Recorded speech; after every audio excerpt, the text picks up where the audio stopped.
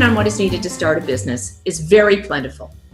But one aspect that is always overlooked or overlooked a lot is business insurance.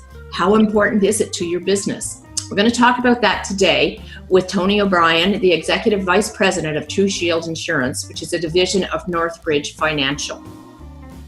Tony has been in the industry for 36 years, and in 2004, he joined Northbridge. And in 2014, Tony led the launch of the Canadian Entrepreneurship Business Initiative at True Shield Insurance. Today, Tony is going to talk to us about it and give us a lot of information that we probably don't know about insurance. Tony, let's get started by you telling me why True Shield decided to go into business insurance. Yeah, no, thank you, Wendy. So back in 2012, Northbridge actually went through a reorganization. And one of the things we discovered as we looked at the overall company was we weren't a real strong player in the small business segment. And so when we started to dig deeper, we found out that really the approach we were taking on small business wasn't working with today's entrepreneurs. And so it caused us to go through a somewhat of a strategic overview where we realized one thing that we felt would be really helpful would be creating a direct-to-customer play. Because right now in the Canadian marketplace, all small businesses, if they want to secure insurance, must go through a broker, so a third party. And True Shield is really the first organization to go direct to the customer, so take out that middleman. And through this strategic review, one of the things we found interesting was the small business customer is underserved, and there's a variety of reasons why that is. You have a lot of startups or first-time buyers who aren't real attractive for insurance companies, and hence brokers tend not to want to pursue that business. The other thing is the premium dollars are smaller, so the potential for revenue is greatly reduced. So those are really a couple of the key reasons why the whole underserved comment is made, and we viewed it as a real opportunity, particularly because entrepreneurship is growing and growing rapidly in Canada, and I've been fortunate over the past few years through different relationships we've established to find how flourishing entrepreneurship is in Canada. You go back to when I was coming out of school, and even not that long ago, students were looking for jobs in corporate Canada. Now, so many students are coming out wanting to do their own thing, start their own businesses, and we want to be there to support them. Good. Well, you have to remember, it's not only the young entrepreneurs now. We have a very fast-growing segment of older entrepreneurs which are starting a business. And, it's a whole different understanding of starting a business as well. So, they really need to know all about this insurance too. So, it's very interesting how the entrepreneurial landscape is changing, not only in Canada, but around the world. Yeah. No, and Wendy, you raise a great point there. We're actually seeing a lot of, older entrepreneurs. It's the second career. It's those people who have, left their corporate jobs, but, want to continue working, have ideas, and want to, do their best to establish themselves in their own small businesses. Yeah, and they're doing a great job, as all entrepreneurs are whenever, they're first starting out. They're all trying to do their best that they can. Absolutely. Yeah. So what is the importance of having business insurance? So it really, when you think about entrepreneurs, the time and the money that they put into launching and supporting their businesses is significant. Mm-hmm. And what a business insurance does is protect that investment. And what a lot of people don't realize is, they think of insurance as, something happens to my property, insurance company will pay. Somebody slips and falls, and hurts themselves because of something I did, insurance company will pay. And there's not always a valid claim, I'll call it, at the end of the day, but it doesn't prevent people from suing. So, you could open up your business and, you have a disgruntled customer, you've treated them perfectly fine, but they decide to sue you because they feel something has gone wrong based on the service or the product that you've provided to them. And even though there may not be what we call any indemnity paid at the end of the day, the cost to defend that can be significant. And, there's various statistics out there, but, a typical claim, can run you, in the $25,000, $30,000, $35,000 range just in legal costs, even though nothing may be paid to the claimant at the end of the day. So that's one key component. Another important factor of having business insurance is the comfort that it can give your customers. And let's say you're a homeowner looking to hire somebody to come in and do some electrical work on your home. Well, you have two individuals come in, they both seem qualified, they both have the same price, but one expresses how he is properly insured and the other one doesn't have insurance. I don't know about you, but I know which one I'm going with, because if something goes wrong, I want to know I have recourse against that individual. So giving that comfort to your customers is very, very important. So, that's, another reason why I feel business insurance can be very, very important to a small business owner. So when a lot of people, when they're starting their businesses now, are working from home. Yeah. So, and I know that on your home policies, you can add business insurance. So is that the right way to do it? Or should you be having, an individual policy, the same as if you were working in an office building or a shared office or whatever? Yeah, no, it's a great question, and it's one of the most misunderstood areas. So, for example, our company, we actually do provide home and auto insurance, and you can, under your homeowner's policy, we call it Homework. It's an extension to your policy. The challenge is most of the extensions under homeowner policies are very restrictive, and both restrictive from the amount that they will pay out as well as what they will cover. And so, anybody who is leaving their home office on a frequent basis and working with people outside of the home definitely should have a separate policy. Revenue is also something, if your company's getting a little bigger, you definitely want to make sure that, you've got proper business insurance. A lot of people think, oh, hey, I'm a small business, why should I buy it? I'm just working out of my home. A lot of people believe that, well, geez, if somebody decides to sue me, I'll just shut down my business and I'll be okay because it's based out of the home and they can't come after me. And those are real misconceptions that people have. So, there's no simple answer, but really, if you're leaving the premise to deal with customers, look at a lot of consultants, while they may be home-based, they're out talking with customers often. And it could be a simple thing where you're in a customer's office, spill your coffee on their computer, destroy some data, chances are that's not going to be covered under your homeowner's extension. The other area where the homeowners comes into play is with your vehicles. And a lot of time people will be using their personal automobile for business purposes.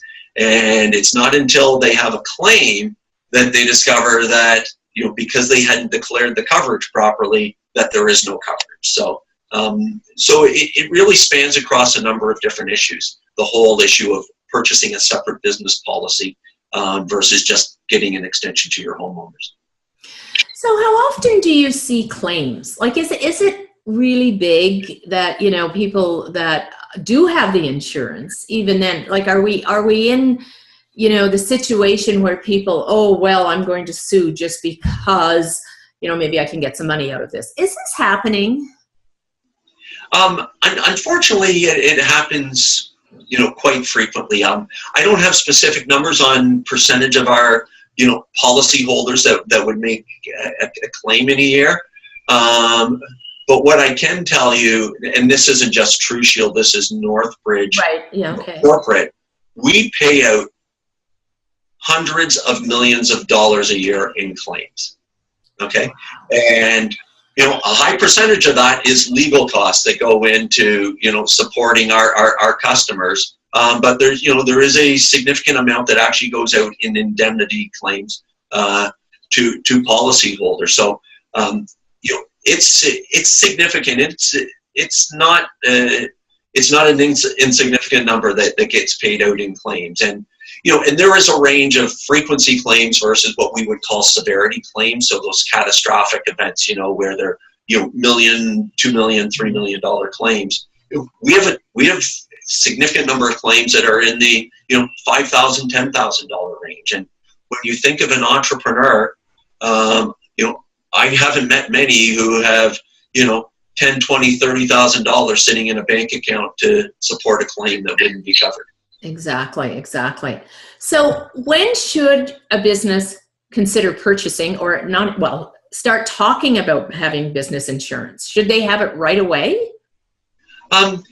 Once again, there's no real simple answer there. And we see, a range of people and when they decide to purchase. For example, when we've analyzed our business over the past year, we've discovered a number of our new customers are what we call first-time buyers. That doesn't mean they're a startup.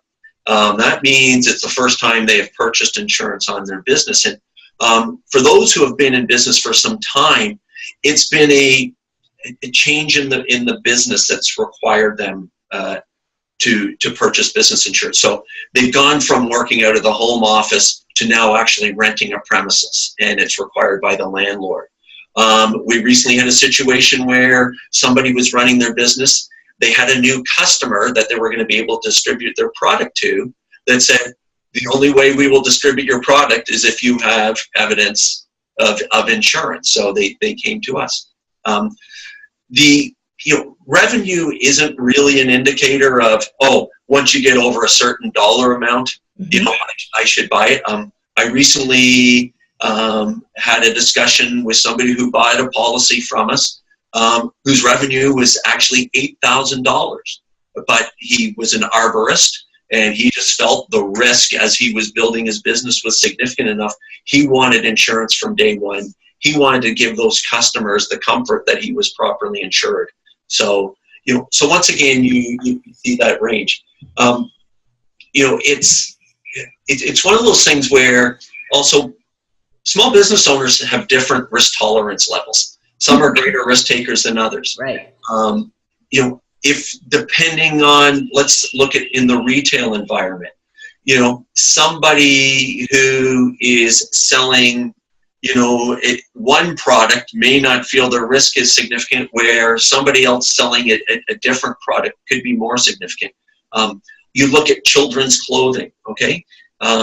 It's something where there's a big risk exposure, whether it be, flammable issues or, buttons that can easily come off that could cause, a child to choke, versus, somebody who is selling books, so, it could be, the risk factors do vary by businesses. Okay. Now, how does number of employees go in? Does that have any factoring in this on deciding? It's actually not a significant factor, except where let's look at the professional services industry. So you decide to open up a management consulting business, and you've built a team. Well, how experienced is your team in what they're doing? It would be a factor into what the cost would be for your business insurance policy. The other thing to consider too is what you are doing. So one business may have a significant property exposure, whereas another business may have a significant professional liability exposure. And those two factors, can come into play determining when somebody may feel the need to purchase business insurance, and more specifically, what should they be buying? We we've had different people phone us saying, I've been told I need a business insurance policy, not recognizing that actually the most important thing they should be buying is professional liability, so errors and omissions coverage. Okay. So a couple more questions here. First of all, and this is going to be, there's no, your answer isn't going to be good for everyone or the same for everyone, but the typical costs to have insurance. Yeah. What are we looking at? Yeah, the range once again is significant. We have policies ranging from $500 to and think of it this in the small business realm to we have customers that are paying us $10,000. The key factor determining what your premium is going to be is revenue. As your revenue goes up, your premium will go up. It's not dollar for dollar. So it's not as though, hey, if you're $100,000 in revenue, your X premium, and if you're $200,000 in revenue, it's double. There are different factors that come into play, but revenue is the key factor as you look at that. So, but the range, is significant, and most of our customers, believe it or not, are paying under $1,000 for their property and general liability insurance. When you start to introduce professional liability, that will go up, but not significant unless there are, the revenue dollars there to warrant a higher premium. Okay. Now, I'm going to ask you this and then go back and ask you something else. You've already talked about some of the things that could happen, the consequences of, legal costs and anything else. Are there any others that, can really drive this home that this could happen to you, don't think it could happen to you, that, really do need to look for business insurance? The one thing that comes to mind is how have you structured your company? And, a lesson I learned through being part of a presentation by an accountant was it was an individual who actually had incorporated their company, but they were paying for business expenses on a personal credit card. And they actually ended up being sued both through the business and personally. And the fact that they had used their personal credit cards brought them personally into the issue. So those those are little things that I think people wouldn't think about. You can certainly understand an entrepreneur all of a sudden saying, "Oh, geez, I need to buy this," and pull out the card and away they go. The big things we do see are it's protecting the business. It's giving that comfort to your customers. That you are properly protected. If something does go wrong, they will have recourse against you. And I would say those are really the two big things that people need to consider. Okay. So to find out more information on business insurance and even talk to someone at True Shield Insurance, you have a website. Yes, correct? We do. And there are agents available to speak to you at any time? Yes. Yep. Yeah. We have a team of agents who are available to speak with people. You can go online. You can submit a request for somebody to contact you. Well, we also have online and it can take you less than 5 minutes, the ability to get a price indication on what your business, what it would cost to insure your business. Okay. And there's constantly new content being put on our website because although the insurance world can seem pretty boring at times, the big subject nowadays is cyber insurance, as an example. And so people understanding, what cyber risks they may have by having customer information, and what cyber insurance opportunities are out there for them to purchase to protect that exposure, which is really a new one that's evolved over the past few years. Yeah, we're in a very changing world, aren't we, with everything that's going on? Yeah. At the end of the video, we will post a link to your website, okay, so that people will have the information or the place to go to find out more information. One final question. You are only working with Canadian entrepreneurs, but if someone watching this video is from outside of Canada, these answers that you've been giving me do apply to everyone, I'm assuming. And is your parent company associated with other organizations around the world?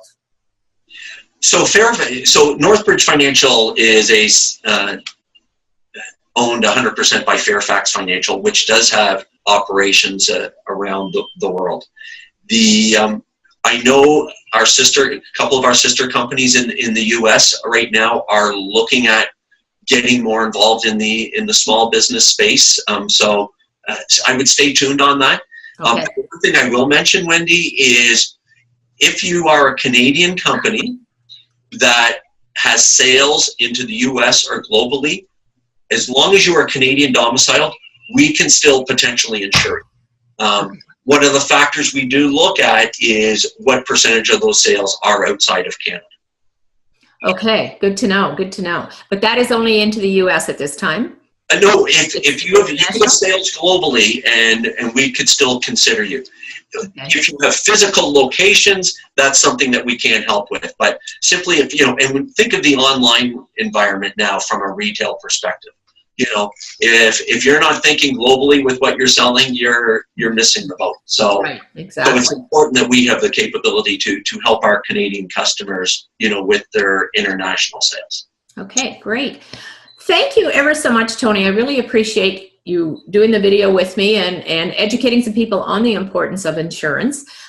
Is there anything else before we leave each other that you'd like to add? No, I appreciate the opportunity to speak with you, and certainly would encourage people to reach out if they do have any additional questions. Because the insurance space can be very confusing, even for us who've worked in the insurance world for a number of years. And so, the best thing to do is ask the questions. And one other thing maybe quickly just to mention is, I had a customer approach us, and they said, here's what we're looking to do. There was one segment of their business that we said we would not cover. And they said, well, we're really not generating any revenue from there, so we're happy with taking that out. So it's better to know up front if you can actually insure your business or all aspects of your business than launching and putting money into websites and promotion to find out, oh geez, I can't even protect this. And so, I have wasted some time and effort. Yeah. And I think another thing which I think that I really like about TruShield, and you mentioned this right at the very beginning, you don't have to go through a broker. You're going right to the company, because you can get so hung up in dealing with brokers, talking to so many different ones to find them. So I love this, that you can go direct. Yeah. And when you go back to one of your first questions about, why did we get into the business?